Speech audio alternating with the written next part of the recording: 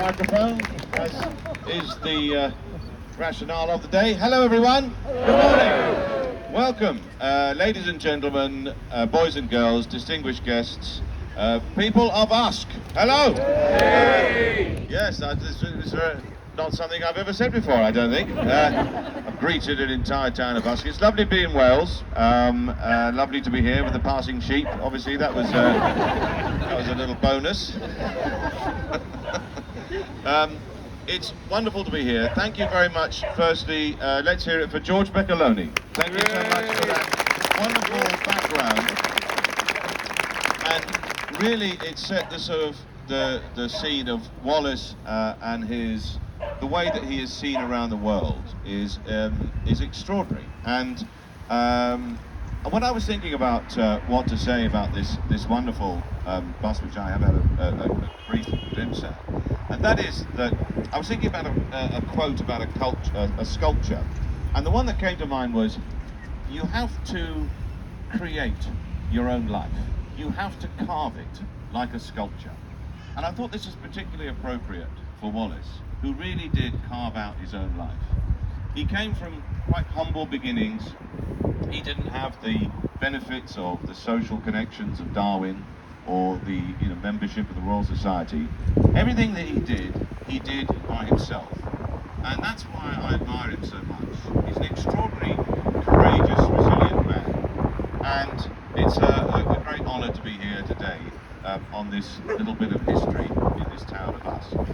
Perhaps I should mention a little bit about my history with Wallace, how I came to be involved with him over so many years.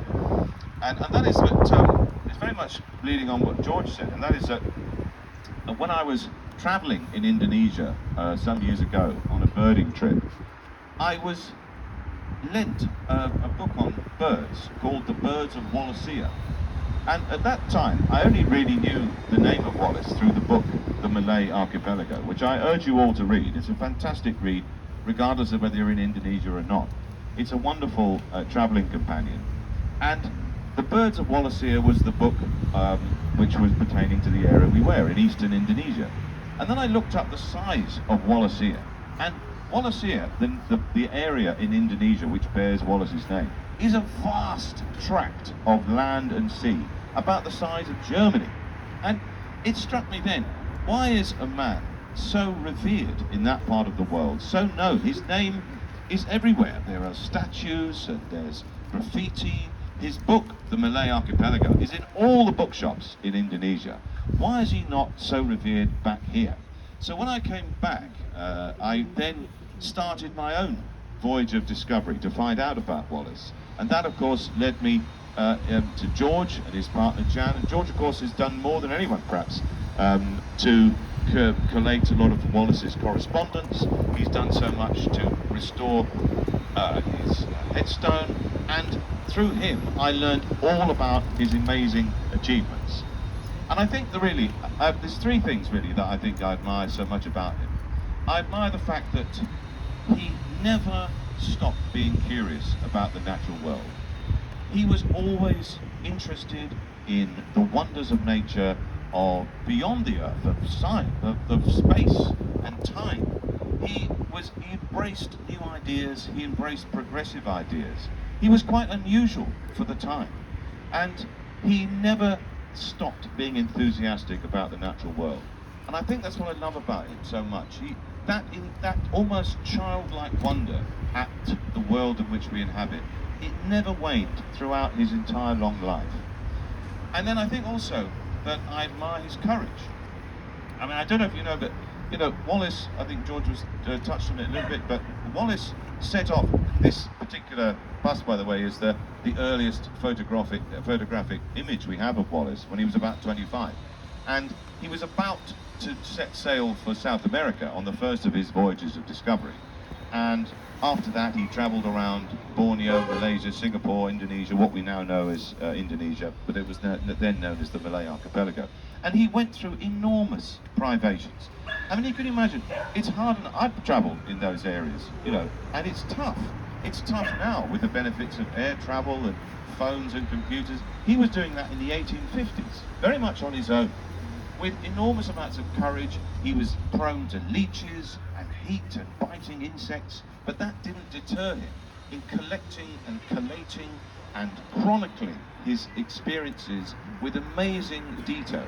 And it was that, on all those years of travel and years of study, which led him to this extraordinary moment in his life, what he calls the controlling incident of his life, the moment when he had this sort of epiphany, this kind of eureka moment, when it came to him, the mechanism for evolution, natural selection, which, as we know, Darwin had many, many years before, but hadn't published. So Wallace, this is what I love about him. Anyone else who discovered, imagine you were on holiday and you discovered the theory of evolution, right? You'd want to tell people about it and take the credit. But what did Wallace do? He just wrote a letter to Darwin. He just sent it to him and said, I think you might be interested in this. Darwin was absolutely shattered by this. He actually says, this had kind of, all his work had been smashed. That's what he's incredibly violent terms he used. But Wallace was not really about taking the credit. He just wanted to know. He just wanted to get the science out there, and that is what I admire about him so much. I know, and I've been in that situation. I've trekked through the jungles of Indonesia. It's really, really tough, and he did that for 8 years. So it's courage and his extraordinary resilience I greatly admire. And I think thirdly, what I really mostly admire about him, his determination. He was an extraordinarily determined man who overcame all manner of obstacles and privations to really be one of the most prominent scientists, most prominent people in the world. By the end of the 19th century, he was one of the most famous people in the world. And he never gave up. He never let any of the obstacles get in his way. And he was, as Darwin said, courageous in the pursuit of science. And that, I think, is something which I take more from anything. I think the fact that he is a man who really used all of his resources, all of his skill and analytical thinking to come up with the theory, the greatest theory perhaps that has ever been found in the human mind. I think it was Richard Dawkins who said. So, what I think was struck with me more than anything was the fact that his name wasn't known when I came back. I talked to people about Wallace, and you ask anyone about Wallace, they'll say Wallace and Gromit, they'll say Barnes Wallace, Wallace Simpson. You have to go down a long list of Wallaces before you get to Alfred Russel. And I just thought that was an injustice. I thought that was wrong, people have asked. I thought a right had to be made. I thought this man, he had to be brought back to public recognition. Such was the global nature of his work and his thoughts. And and there's another thing. He was in his later works, he warned of the dangers of over-exploitation of the world's and the globe's resources. He was perhaps one of the world's first environmentalists. If he was alive today, he would be a keynote speaker at COP26, right? So I think it's only fitting that it should be here, that he is rightly celebrated. And this, and George and I, this has been our mission for many, many years, to get Wallace more into the public domain. And this wonderful sculpture by Felicity is a significant milestone on that road to greater public awareness and consciousness for Wallace. So it's great to see you all here. It's great that we're here celebrating such a great man. Thank you all so much. And I just want to mention that the source of that quote that I mentioned at the beginning, life, you create life, you carve it like a sculpture. I was delighted to find out that that was William Shatner who said it. In a rare moment of profundity, Captain Kirk himself, which is actually very appropriate, because what did he say? To boldly go where no man has gone before, which is exactly what Wallace did. So, it gives me enormous pleasure to be here and to reveal this wonderful sculpture. But before that, I believe there's going to be a special fanfare So, I'll hand over to the band. Apparently this doesn't happen very often. Right, there we go. No, that's it. Get out the fanfare all me.